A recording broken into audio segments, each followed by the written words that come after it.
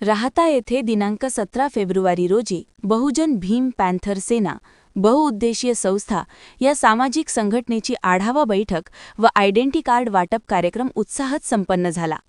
राहता तालुक्यातील महिला आघाडीच्या कार्यकर्त्यांनी बुद्धविहार राहता येथे या बैठकीचे सुयोग्य नियोजन केले होते।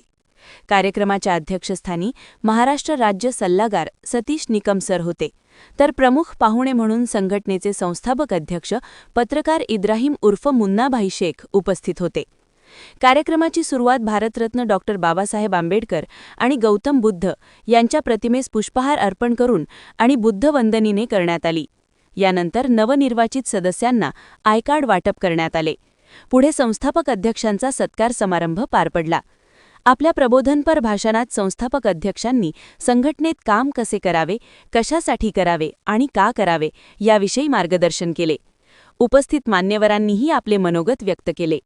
या कार्यक्रमाचे संपूर्ण नियोजन राहता तालुका महिला आघाडी टीमने केले। कार्यक्रमास उत्तर महाराष्ट्र संपर्क प्रमुख जयश्रीताई भोसले, बाबासाहेब मोकळ, सोशल मीडिया संपर्क प्रमुख संतोष मोरे, जिल्हाध्यक्ष महिला आघाडी रेखाताई पाळंदे, राहता तालुका अध्यक्ष बाळू वाघमारे, अहिल्यानगर युवा जिल्हाध्यक्ष अविनाश कांबळे, अल्पसंख्याक जिल्हाध्यक्ष मुकद्दर खाटिक यांच्यासह विविध तालुका व जिल्हास्तरीय पदाधिकारी मोठ्या संख्येने उपस्थित होते। कार्यक्रमाची सांगता आभार प्रदर्शनाने झाली। राहता महिला आघाडी शहर अध्यक्षा कल्पना सोनवणे मॅडम यांनी उपस्थित सर्वांचे आभार मानले। राहता येथे पार पडलेला हा कार्यक्रम संघटनेच्या बळकटीसाठी आणि सामाजिक एकजुटीसाठी महत्त्वपूर्ण ठरला। मी त्यांचा आवाज ओळखल्याबरोबर सांगितलं निकम सर आहे का, तर त्यांना असं वाटलं कोण मला ओळखणारा कोण व्यक्ती आहे का। आम्ही दोघंही गणेश नगरला बरोबर काम करत होतो, तर मला माझी ड्युटी झाल्यानंतर मी त्यांच्यापाशी जाऊन बसायचो। याला फोन लाव त्याला फोन लाव, निकम साहेब माझ्या ताब्यात हा फोन आणि तुम्ही लावत बसा, म्हणजे ती ओळख। आणि मी खरोखर विसरलो की आंबेडकर समाजातील एक त्या व्यक्तीला दिसत नाही, पण एक समाजापुढे त्यांचं उदाहरण आहे की त्यांनी न दिसूनही समाजासाठी ते आजही काम करतात। सर्वात मोठी अभिमानास्पद गोष्ट आहे।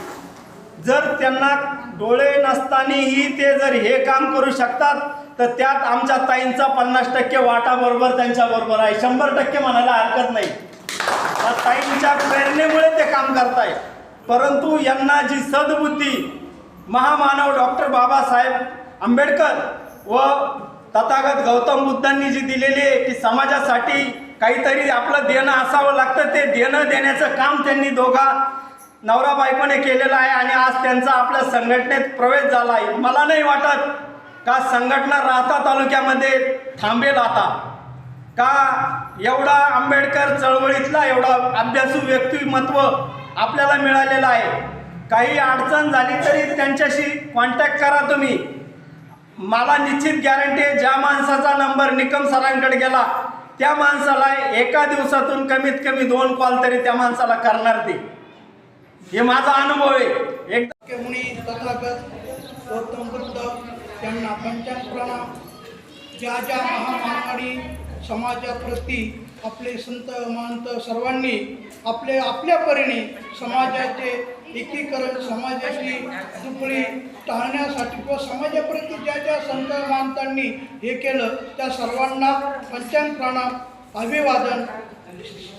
छत्रपती शिवाजी महाराज 2 दिवसांनी त्यांचे हे आहे जयंती आहे आणि त्यांच्यामुळे शाहू महाराज व ही सगळी मंडळी कळली ते महामानव विश्वरत्न परमपूज्य डॉक्टर बाबासाहेब आंबेडकर यांच्यामुळे आपल्याला देव देवता काय जे आहे सगळ्यांचा परिचय झाला, तो केवळ आणि केवळ डॉक्टर बाबासाहेब आंबेडकरांच्यामुळे। वेगवेगळ्या संघटनेचे सगळे समाज सुधारक, फुले शाहू आंबेडकर चळवळ, अण्णाभाऊ साठे, म्हणजे सर्वच ज्या ज्या परीने ज्याला जे जमेल, संत गाडगे महाराज, तुकडे महाराज, या प्रत्येकाने समाजाप्रती कबीरापासून तर आतापर्यंत जे काही संत महंत झाले या प्रत्येकाने आपल्या परीने समाजाला काहीतरी देणं केलं, पण समाजाने त्याचं किती घेतलं आणि परत समाजाला किती केलं हा त्याचा विषय आहे। आजच्या या बहुजन भीम पॅन्थर समाज संस्था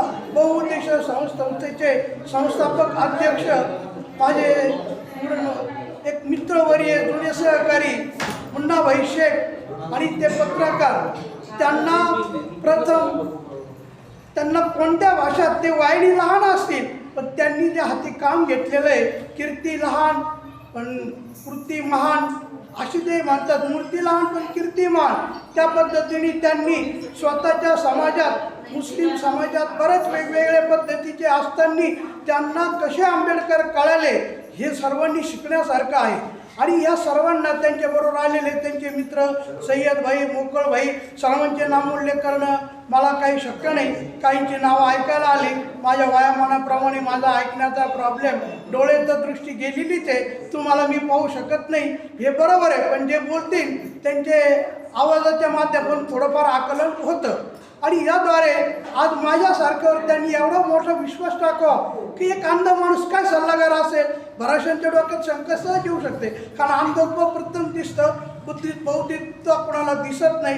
तसं म्हटलं तर मी ज्या परिस्थितीतून वाढलो ती परिस्थिती इथं सांगण्याची काही कारण नाही, परंतु सदैवानी ज्या देशामध्ये कुणालाही शिक्षणाची संधी नव्हती, परंतु बाबासाहेबांच्या घटनेद्वारे प्रत्येक व्यक्तीला शिक्षण आणि याची उपलब्धी मिळालेली आहे. अर्थात आपण आता बरेच वेळेस कुणाला काही म्हटलं पण मग काय फायदा आहे, काय फायदा आहे, विशेषतः महिलांसाठी सांगायला हरकत नाही.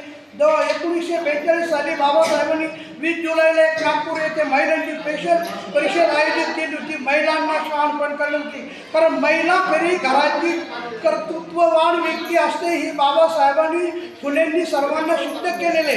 बरेच लोक आपण काय म्हणतो तिला काय कळत नाही, पण सर्व काम आपल्यापेक्षा तीच करते, तिला कधी सुट्टी नाही, 24 तास ती ड्युटीला असले तरी तिला सुट्टी नाही. माझ्यासारखा माणूस सुद्धा सगळे कामं बायकोतून करून घेतो, तरी मी म्हणतो काय तुला कळत नाही. हा काय झालेला आहे आपल्यावर, तो परंपरेने जसं पूर्वी कुणाच्या घरात मूल जन्माला आलं का ते रडायला ए बाबू बाई, तर आपल्याला एक पुरुष अहंकारी वृत्ती ही आपली कायम